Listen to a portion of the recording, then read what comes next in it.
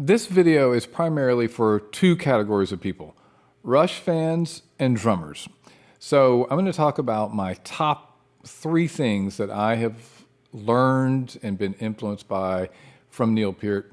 And if you're a Rush fan, you're likely to get further insight into Neil's playing and some of the things that made him so great. And by that I mean a Rush fan and not a drummer.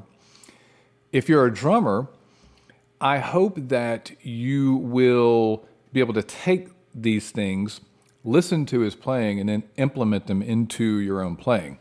So if you're not either one of those things, if you're a guitar player or just curious, perfectly fine. I think you'll probably still pick up something that will help you in your creative process.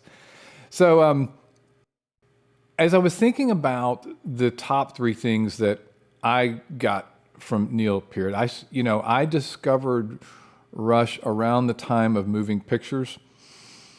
And while I was, a child at that point, I had already been playing drums for several years. And the thing that really stood out to me during that time period, as someone who I started playing like 4 years old or something. An older brother had a drum set and just got on it and just started, playing and kept playing as much as I could. But upon hearing Rush and Neil and getting into his playing and studying his playing and trying to copy his playing at that age, one of the biggest things that I got, thing number one, was his sense of timing and tempo control. And specifically, I think tempo control. He was very, very good at controlling the tempo and being acutely aware of when he was speeding up or slowing down. And he talked about this in interviews a pretty good bit. He would talk about how he could listen to Geddy getting a little bit breathless and realize that he had sped up a little bit, that things might be pushing too fast. And so he would have to control the tempo so we could, bring things back down for the sake of the singer. And for those of you that may not be drummers, I don't know how aware of this you are or aren't, but historically speaking, the primary function of a drummer is to keep tempo control within an ensemble. So if you have, since pop music came about, probably, maybe even way back in our ancestral beginnings of beating on drums, perhaps we were keeping the tempo creators and tempo keepers for dances and things like that. If you imagine us however many hundreds of thousands of years ago, dancing around a fire or something like that, chances are someone was there keeping the tempo. So this has kind of been our function for many, many years. As it's expanded into the idea of a pop band or a rock band or something like that, this is what we've been doing, for sure for maybe the past 100 years or so, something like that. It's shifted a little bit over the past 20, 30 years in terms of now when you look at many modern rock and pop acts, they may all be playing to the same metronome or click track or reference tracks in their headphones. So it may have shifted. So in that sense, drummers that have come up over the past 20 or so years, they have a different sense of time, different perspective on time because they have been working with DAWs, they've been working with metronomes, whereas the previous generation, they may have made a conscious decision to work with metronomes, but they weren't inundated with it in their youth. Now, almost most of the music that we hear, any sort of modern music at all, is very precise in terms of timing. And this is a side note, and the reason I wanted to explain that was to say Neil came up during a time when you had to develop that on your own. You had to sort of become aware of it, and the same thing for me. You had to sort of become aware of it and then develop it, as opposed to growing up with music that's been electronically modified so that everything sounds fairly perfect, which gives you a different sense of time. And then as soon as you start, if you're a drummer, as soon as you start playing drums, you start playing along with these perfect time references. and it gets you into that space a lot more quickly at a lot younger age. And you can hear a difference between a drummer that has come up in that generation versus the older generation, newer versus older. I would say, in my assessment of Anika Nilles, the new drummer for Rush, she sounds to me, and she's a generation before. She sounds to me like she came up during a time working a lot with digital audio workstations, working a lot with sequenced tracks, a lot of emphasis on a metronome probably as well. And so she has a very, very precise time feel, in my opinion. And I'm sure she's worked very hard to develop that as well. But there's a difference in that kind of groove versus Neil had a little bit more of a human groove once you're sort of tuned into it. However, his tempo control was very, very good. Very good. So that's one of the big things that I got from Neil at a young age, was this sense of really realizing it's up to me to control the tempo of the band that I'm playing with. A couple of other examples to just mention here that Neil was influenced by. One would be Keith Moon. So Keith Moon kind of famously would change the tempo based on his mood and whatever other factors may have been going on at that particular show. John Bonham. John Bonham is a great example of someone very aware of tempo control and will sometimes push and or allow the band to speed up and slow down.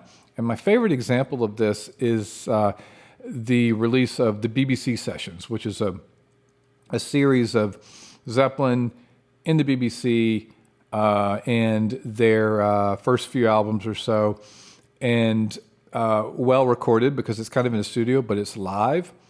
But you can really hear them speeding up and slowing down as a unit. And Rush did this to a degree as well.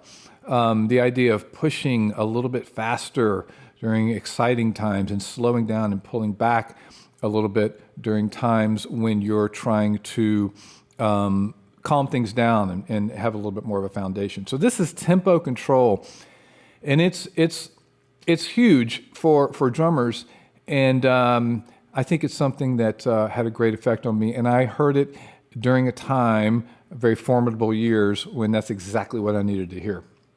Number two is kind of two different things. But I'm going to first talk about what I'm just going to call mirroring. And mirroring can fall into a whole bunch of different categories. But what I really mean is when musicians play either things together at the same time, which we could call unison, or I sometimes call this rhythmic counterpoint, meaning it's like a call and response. Someone will play one figure and somebody else will play another rhythmic figure, and they sort of go back and forth. Well, Rush is famous for this. It's one of the things that makes them so unique, is this, rhythmic changes and these little motifs that each musician creates in the band, and they play off each other, and they catch this one, and this one plays this one, and this one plays this one, and then sometimes they play things together. The thing about this mirroring idea that is next level is to get to the point where you're responding to someone's call or mirroring somebody or playing something in unison. When you're creating your drum parts, you have to first be listening.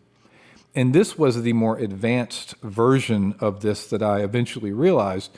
As a young person playing the drums, I was just like, oh, this is so cool that I'm playing with the guitar, and now I'm playing with the bass, and we're all playing together. And this is something that it happens in jazz, it happens in classical music, it certainly happens in fusion, it happens in progressive rock. All these different things. Musicians love to have these figures that they play together. It's just so much fun. But the important thing, one of the most important elements of that, is that you have to first hear that there's something to be mirrored, which requires, for the drummer, requires that you really listen. And we have kind of two spectrums of drummers. We have drummers that, on the one hand,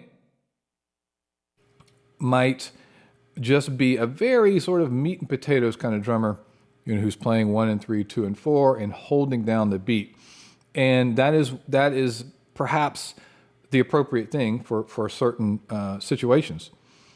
But on the other end, we may have a drummer that is really listening to the bass and really listening to the guitar and really listening to the vocal, which in most ensembles with a vocal, by the way, in most pop and rock music, for the most part, the vocal is the most important thing. This is kind of a rule of popular music.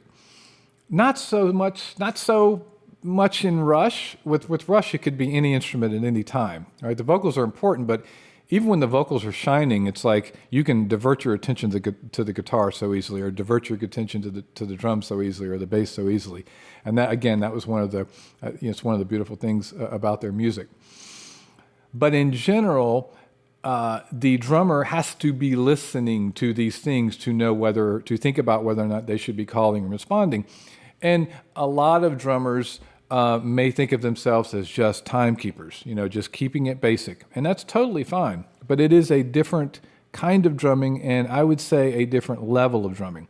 It would be maybe better is not the right word, but a higher level if you can get to the point where you're hearing these instruments, and if you choose not to respond to them and you choose to play in a very basic way, totally fine. This is one of the reasons why I encourage all of my students to learn another instrument. And if you're a drummer, on number 2, when it comes to mirroring and listening, those two things, just learn another instrument. Guitar, if you sing, keep on doing that, developing that, thinking about that, piano, bass, whatever. Just another thing don't just play drums, because by playing some sort of melodic instrument, it will open up your sensibility about the musicians that are going on around you, and it will make you a much better drummer. This is something that I've been hired for many times, is because of my sensitivity and ability to support a vocal or to support a guitar line or something like that. So mirroring and listening, that's such a cool one. The third thing that I want to talk about is probably the top thing that has influenced me and has been a thread throughout my playing and has affected my playing and influenced my playing. And this is Neil Peart as the composer. So flat out, I'm just going to make a statement here and say that Neil Peart was a composer. 100%. His chosen instrument to compose on, for the most part, was what we call non-pitched percussion, although he played a lot of pitched percussion as well, as we all know if you're a Rush fan. Pitched percussion would be the xylophone, the bells, things like that, anything with a pitch to it. Typically, we call the snare drum and the bass drum and the tom-toms non-pitched percussion. But this is one of the things that Neil did that was different from a lot of other drummers, was his parts had very much a beginning, a middle, and an end. They had a crescendo. They had they would build and build and build, and then go down and build and down and build. They had motifs, which are little rhythmic phrases that you can repeat and change and expand upon. And I was looking around at a bit about this because, drummers that have dug deeply into Neil's playing kind of know this already, and I'm sure a lot of fans that aren't drummers know this as well. But Neil as a composer is, I think, the thing that has stuck with me the most through the years. I don't play anything like Neil now. I probably stopped playing like him maybe when I was in my late teens or something like that. But for sure, this is something that has that I've carried with me throughout my drumming career. And I looked up a few quotes about Neil, and have a little video I want to play you too in just a second of Neil talking a little bit about something about this. His early influences, Bonham, Mitch Mitchell, Keith Moon. He said, those English guys really turned me on to drumming as a musical voice. Not just keeping time, but expressing something. So that's kind of what we've been talking about a little bit here, right? He said, in reference to guys like Bill Bruford and Phil Collins and Billy Cobham, Steve Gadd, Tony Williams, he said, fusion players showed me that the drums could be a part of the architecture of the music, not just the foundation. So that's a great way to articulate what I've been talking about here. And even when you're playing something simple, we can't always shred along with the vocals or shred along with the guitar or shred along with what the bass is doing. But the awareness of that and the ability to subtly accentuate what's going on around you, even if you're called to do something that's very simple, the ability to just lean in a little bit, accent here, can be so powerful when it comes to playing even simple things. And when it comes to this idea of Neil as the composer, a couple of things that I wanted to mention on that was, he said he referenced in various interviews, he referenced composers like Stravinsky and Holst, especially the planets, who inspired Rush's interest in cosmic themes. His sense of structure and dynamics extended Rush pieces like La Villa, La Strangiato, or Natural Science owes something to symphonic form, even if he didn't have formal training. And he did study orchestral percussion with Freddie Gruber in terms of the approach and bringing the sound out of a drum.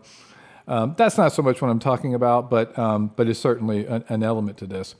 And from a 1996 Modern Drummer interview, he said, I'm not a classical musician, but I have tremendous respect for the compositional balance in that music.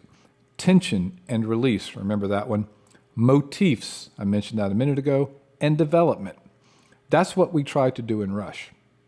So you have to understand, it takes a special kind of drummer to be able to do these things. Some drummers go to conservatory and they are absolutely forced, if you're going to get a degree, to study composition. You have to play another instrument.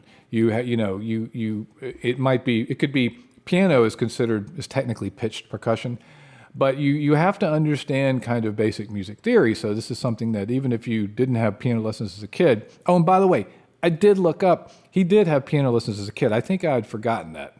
And so for sure, even though it may have been brief, for sure, that affects, when your brain is forming, just the exposure to music as a melodic structure and pitches and all those things as a young person can be very important. And I think for sure that was a helpful element, as well as he had a drum teacher for a year, famously, when between the ages of 13 and 14, I think. I studied with the drum teacher at a conservatory. But this compositional element, I want to, I've got a little clip here I want to show you of Neil talking about, this is in reference to subdivisions specifically. And let's see what he says.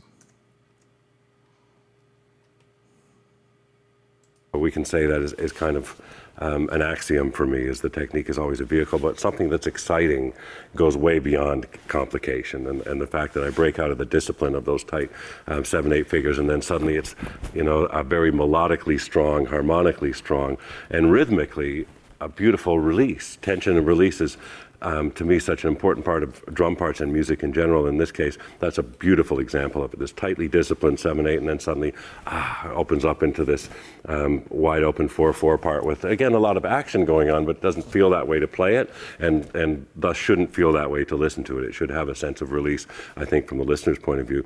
And physically, there's so much action on every part of the kit that it's an air drummer's feast. I do understand that.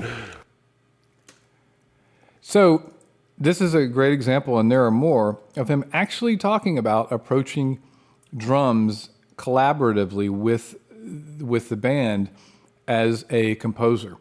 And so these three things, hopefully, if you're a Rush fan and not a drummer, hopefully you will have kind of a new understanding of some of the things that Neil did in his music. If you're a drummer, I hope that you'll take these ideas and that you will listen to some Rush music if you haven't heard it in a while, and think about these things: tempo control, this idea of call and response, mirroring, all these things, rhythmic counterpoint, I call it sometimes, when you have one rhythm here and another rhythm here, the call and response, and the fact that you have to be listening to the other musicians carefully and understand what they're doing to be able to call and respond. And this idea of composing your drum parts, having a beginning, a middle, and an end. It's a great way to expand your playing and expand the way you think about playing. I hope you enjoyed this. And if you haven't seen my video on Rush's new drummer, Anika Nilles, I'll put a link up here, or maybe in the comments. And hope you enjoyed this. Hope to see you soon. Talk to you later.